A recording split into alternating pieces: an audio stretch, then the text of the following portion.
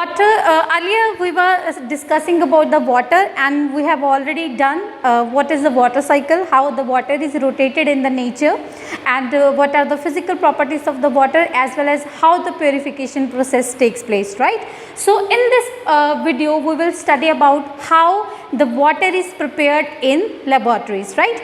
So in the year 1781, a scientist named Henry Cavendish, he was working in his lab.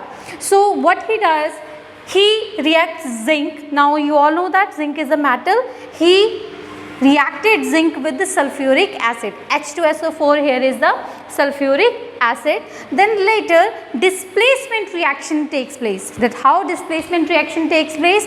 As zinc being more active than hydrogen, it displaces hydrogen from the sulfuric acid and lead to the formation of zinc sulfate.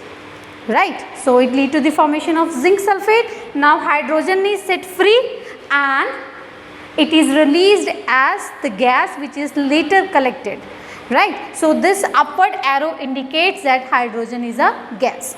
Now this gas, when reacted with the hydrogen, it combined with, now hydrogen gas combined with oxygen, and it lead to the formation of water, and this was the laboratory preparation of water.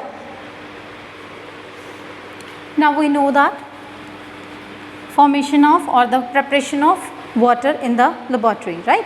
So later a scientist called the Hoffman, this is the Hoffman's voltmeter, and he prepared a laboratory experiment on that and explain that how the composition of water takes place, how what is the composition of water by its volume, right? Means it contains 2 atoms of hydrogen and 1 atom of oxygen, right? So here this is this whole apparatus or the setup is called Hoffman's voltmeter.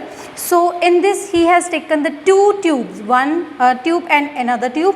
It is having the platinum foil here and also the electrodes, so which are connected to battery, the one end is anode and the other end is cathode, right?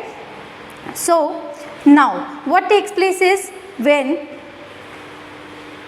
okay, so now these limbs contain water. When electricity is passed through these electrodes, then the splitting of water takes place here. Means this water splits up into hydrogen plus oxygen, right? This water, the splitting of water takes place and it leads to the formation of hydrogen as well as oxygen. Now this hydrogen, so hydrogen is collected in the cathode limb and oxygen is collected in the anode limb, right? So now I will tell you ki what is the composition of water by its mass, right? So water contain 2 atoms of hydrogen and 1 atom of oxygen. Okay? Whenever we are talking about the mass, now we know that the atomic mass is almost double of atomic number. So atomic number of hydrogen is 1. So I will write here. So it is having the 2 atomic number 1. So 2 atoms are there. So its mass number is the 2. Okay? And about the oxygen, the atomic number is 8. Then the mass number will be 60. Right? So we used to say that its percentage by mass is 1:8 or 2:60, right?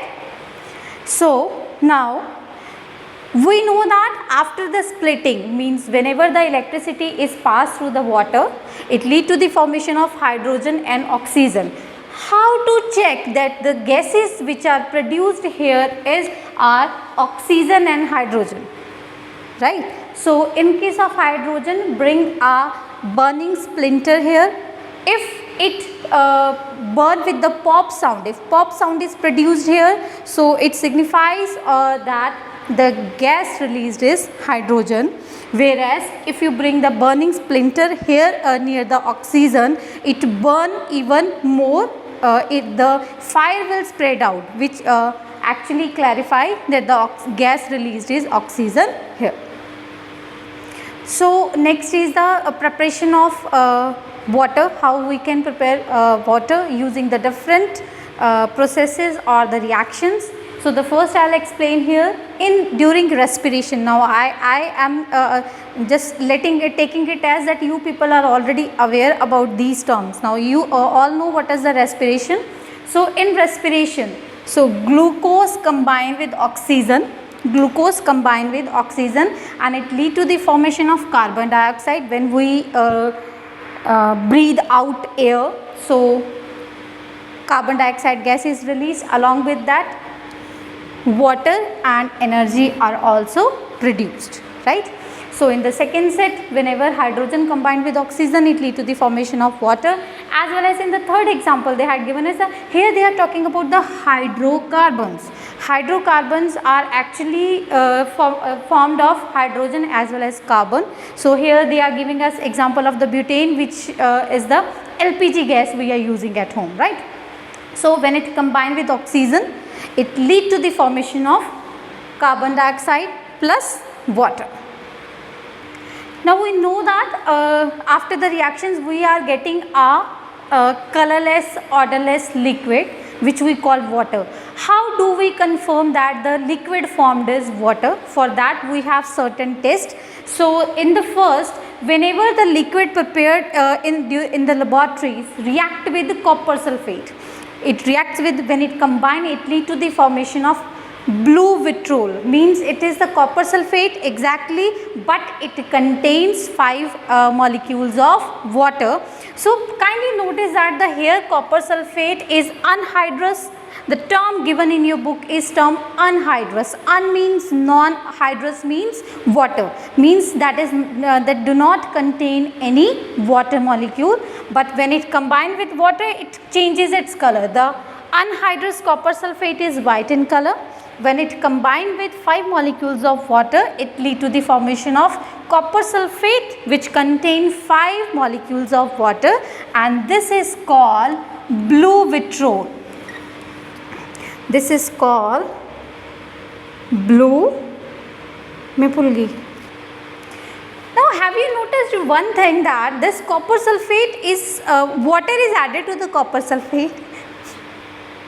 Have you noticed one thing, that when copper sulfate combined with water, the color of this copper sulfate changes, and the only problem is that earlier it was white in color and later it was blue in color. Now kindly notice that when I wrote the formula, chemical formula for blue vitriol, I put a dot over here, then I wrote water molecules, right? So this water which we have added to anhydrous copper sulfate, and later they form the blue vitriol, and written by putting a dot with the chemical formula, that is called water of crystallization. That is called water of crystallization, and this water of crystallization can be removed by adding the particular chemical compound. So moving further, the next topic is efflorescence. In this, whenever the hydrated compounds, now you people are already aware about the term hydrated. Hydrated means which contain water molecules. Whenever the hydrated compounds are heated, they will lose their water of crystallization. How many are present? They will lose and will turn to the anhydrous compounds. So anhydrous means which do not have water molecules, right?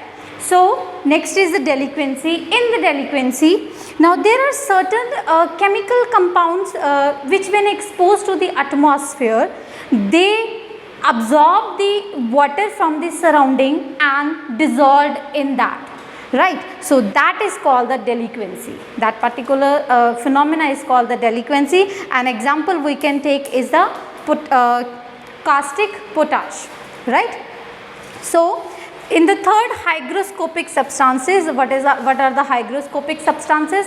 Hygroscopic substances are those substances which when exposed to the atmosphere, they will absorb certain water molecules but will not dissolve in those, right?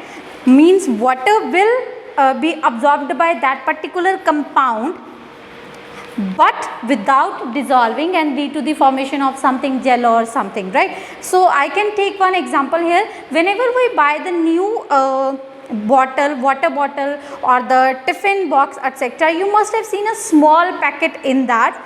That is actually the packet of silica gel. That is the packet of silica gel which is kept in the water bottle or the new tiffin just to absorb the water molecules in case they are present, right? So when you touch the silica gel, open the tiffin or touch the silica gel, it is used to be very dry, because the water molecules absorbed by the silica gel does not dissolve into this silica gel, and so such substances are called the hygroscopic substances. So here we finish this video, and in the next video we will discuss about the various chemical reactions involving water.